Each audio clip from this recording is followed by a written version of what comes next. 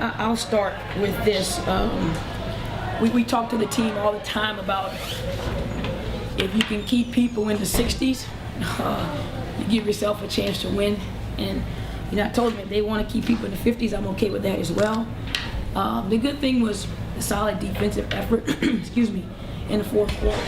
Held them to 8 points in the fourth quarter, and really did some of the dirty work. We were plus 23 on the boards. Could have taken care of the ball a little bit better. I could live with the 15 because only 3 came from Piff and Sloot, and they played 60 minutes. So that was a good thing, and we need this momentum going into our next game in Indiana. Nice to get some balanced scoring. This game, Chandler came off, Ms. Riley came off the bench. It is, when you followed this team, it was limit Seals touches and flip a coin if someone else can step up. And Piff has stepped up, so she's drawing a lot of attention. So now it's Seal and it's Piff. So there's a third option. And that third option right now is being spread around. Petrovich had some open shots. T. Young had open shots, wide open, because they're trying to, they're picking their poison. And fortunately, we knocked some of those shots down. And when we didn't, we got some second chance points. It felt like a lot.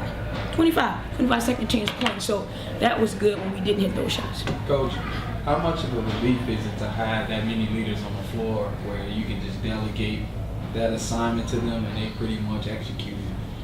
I can't even put it in words because, for instance, just to, quickly, crucial situation, we're changing the defensive scheme, okay?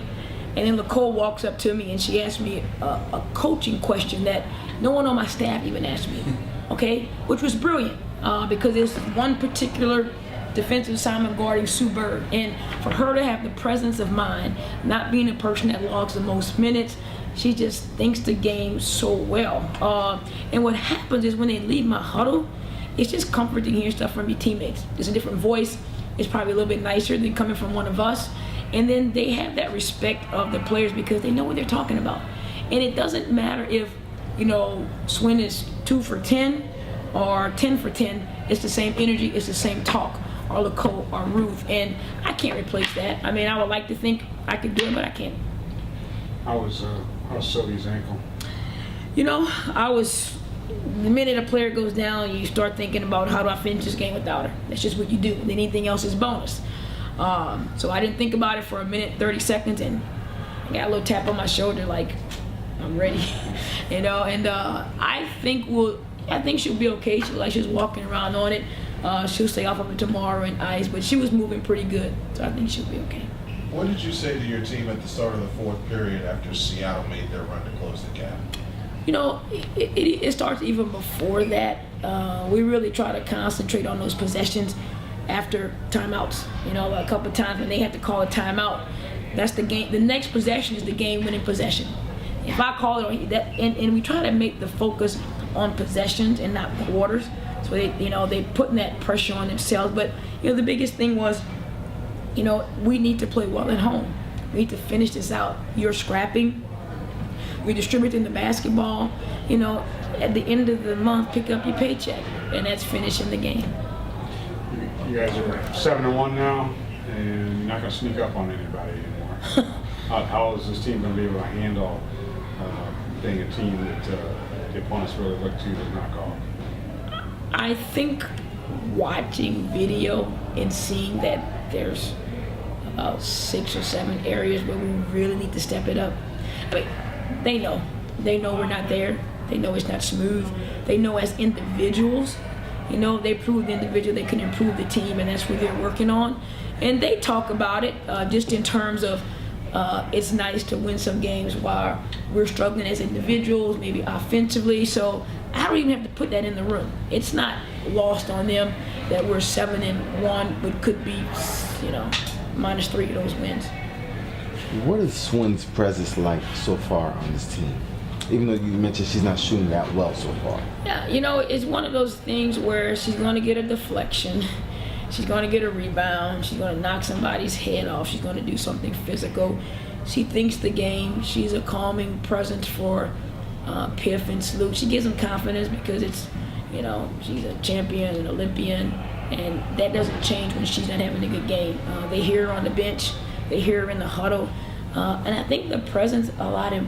I first noticed it in training camp and practice. I literally had to take her out of stuff. I'm like, Swin, look, we hadn't started yet. I need you to sub, go sit down. But it's just, if those top-notch players are going to go all out, no one else has a choice.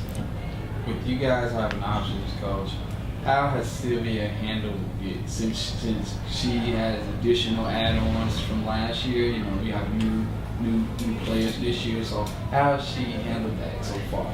You know, The adjustments. I remember one of you guys asked Sylvia, well, maybe not, I may be wrong, but, 16 and 15.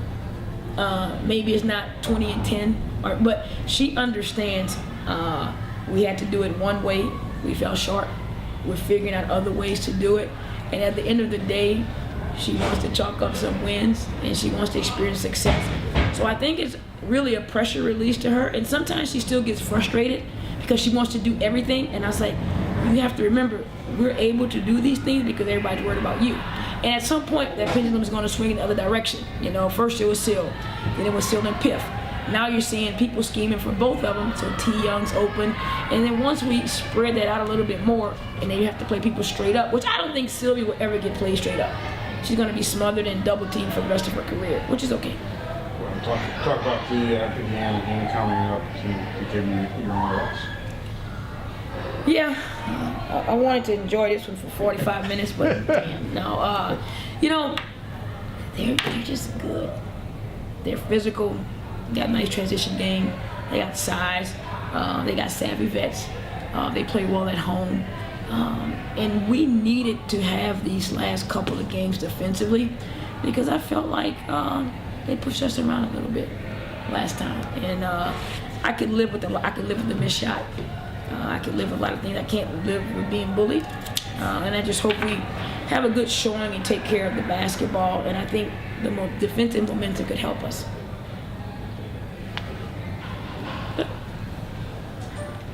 Thank you. Thank you. Okay. Thank you.